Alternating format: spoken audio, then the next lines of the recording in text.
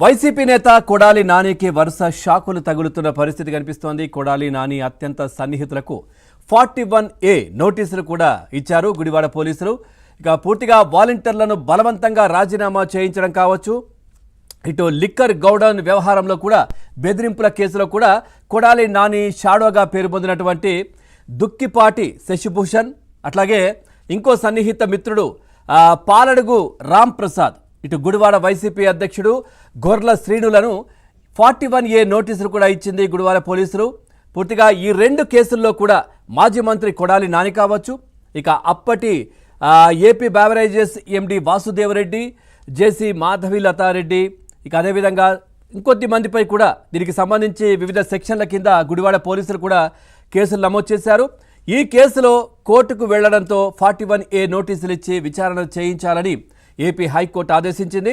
దీంతో 1 town police స్టేషన్లో 41A నోటీసులను Kodali Nani సన్నిహితులకు అందించారు. ఇక పూర్తిగా దీనికి సంబంధించినటువంటి చర్చ జరుగుతూ ఉంది. మనం చూడొచ్చు, గతంలో కూడా కొడాలి నాని ఏ విధంగా జగన్మోహన్ రెడ్డి అధికారాన్ని కావచ్చు, లేదంటే ఆయన మంత్రిగా ఉన్నప్పుడు, ఎమ్మెల్యేగా ఉన్నప్పుడు ఏ విధమైనటువంటి విచక్షణారహితంగా ఎట్లాంటి పదాలు ఉపయోగించి అప్పటి ప్రతిపక్ష పార్టీలు, ఇప్పటి కూటమి నేతలను ఏ విధంగా దూషించాడో మనం చూసాం. తర్వాత నిజంగా చెప్పాలంటే అవి మనం ఉచ్చరించడానికి కూడా చాలా ఇబ్బందికరమైనటువంటి భాషలో కొడాలి నాని మాట్లాడడం జరిగింది.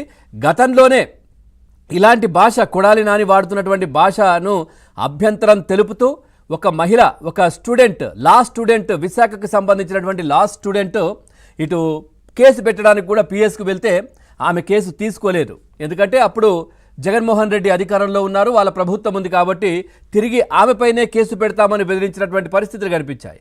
ఆ తర్వాత కూటమి అధికారంలోకి వచ్చిన తర్వాత ఆ అమ్మాయి కొడాలి నాని భాష అభ్యంతరం తెలుపుతూ గతంలో ఏదైతే అప్పటి ప్రతిపక్ష నేత చంద్రబాబు నాయుడు గారిని కావచ్చు, పవన్ కళ్యాణ్ను, లోకేష్ను తిడుతున్నటువంటి అంశాలు, వీటిని అభ్యంతరం తెలుపుతూ కూటమి ప్రభుత్వం అధికారంలోకి వచ్చిన తర్వాత కొడాలి నాని పైన కేసు కూడా పెట్టడం జరిగింది.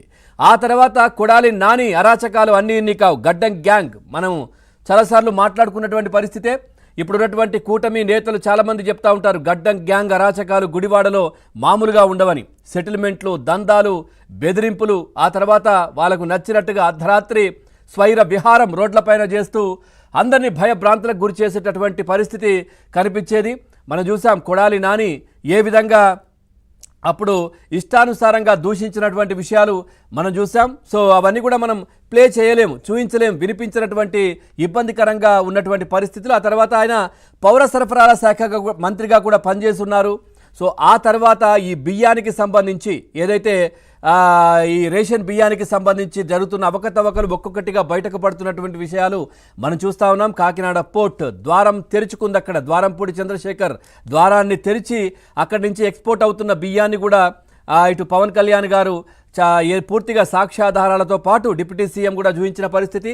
ఆ తర్వాత అక్కడి నుంచి ఏ విధంగా ఎగుమతి అయ్యాయి, ఏ విధంగా రాష్ట్రంలో ఉన్న వివిధ గోడౌన్లు అప్పటి అధికార పార్టీ జగన్మోహన్ రెడ్డికి దగ్గర ఉన్నటువంటి మంత్రులు ఎవరైతే ఉన్నారో వాళ్ళకు సంబంధించి ఎక్కడైతే గోడౌన్లు ఉంటాయో దాంట్లో పీడిఎస్ రైస్ ఏ విధంగా అక్కడి నుంచి అక్రమంగా విదేశాలకు తరలిపోతుందో, ఎక్కడ అక్రమంగా కూడా దాంట్లో నిల్వముస్తున్నారో అవన్నీ కూడా బయటకు వస్తున్నటువంటి పరిస్థితి. నిజంగా చెప్పాలంటే ఆ శాఖకు మంత్రి కొడాలి నాని, మరి ఆయనకు తెలియకుండా ఏది కూడా జరిగి ఉండదు.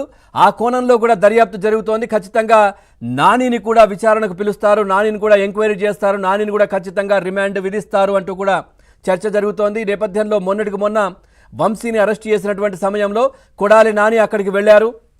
సో ఆ సమయంలో కొద్దిమంది ఆయనను అడిగిన సందర్భంగా 3 కాకపోతే 30 పెట్టుకోండి, మేము రెడీగా ఉన్నాం అరెస్ట్ కావడానికి అన్నారు. అంటే డిసైడ్ అయిపోయారు. వాళ్ళు చేసినటువంటి తప్పులు వాళ్ళకు తెలుసు, ఎట్లాంటి ఇబ్బందులకు గురి చేశారో ప్రజలను, ఆ తర్వాత అధికార దుర్వినియోగం ఏ విధంగా చేశారో ఖచ్చితంగా వాళ్ళకు తెలుసు. కాబట్టే ఆయన 3 కాకపోతే 30 పెట్టుకోండి, 3 సంవత్సరాలు కాకపోతే 30 సంవత్సరాలు లోపల వేయండి, మీకు ఎట్లాంటి భయం లేదు, మా వెనకాల జగన్ అన్నున్నాడు అనే విధంగా వాళ్ళు మాట్లాడినటువంటి పరిస్థితి. సో పూర్తిగా ఆయన జగన్మోహన్ రెడ్డి అండదండలు చూసుకొని ఏ విధంగా రెచ్చిపోయారో మనం చూసాం. గుడివాడను పూర్తిగా కూడా ఇబ్బందులకు గురి చేశారు, భ్రష్టు పట్టించారనే కామెంట్లు కూడా చాలా వస్తున్నటువంటి పరిస్థితులు అయితే కనిపిస్తూ ఉన్నాయి. అసెంబ్లీ సాక్షిగా ఏ విధంగా చంద్రబాబు నాయుడు గారిని కావచ్చు, పవన్ కళ్యాణ్ను దుర్భాషలాడారో మనం చూసాం. సో ఇప్పుడు ఆయన అనుచరుల వద్దకు తీగ వెళ్ళింది, తీగను లాగుతున్నారు, డొంక నాని దగ్గరే ఉంది, కదులుతుంది. ఖచ్చితంగా ఆయన ఎంక్వైరీకి పిలుస్తారు. నెక్స్ట్ టార్గెట్, నెక్స్ట్ వెళ్ళేది కొడాలి నాని అనే చర్చ కూడా జరుగుతున్న పరిస్థితులు కనిపిస్తా ఉన్నాయి. ఓవరాల్గా ఈ అంశానికి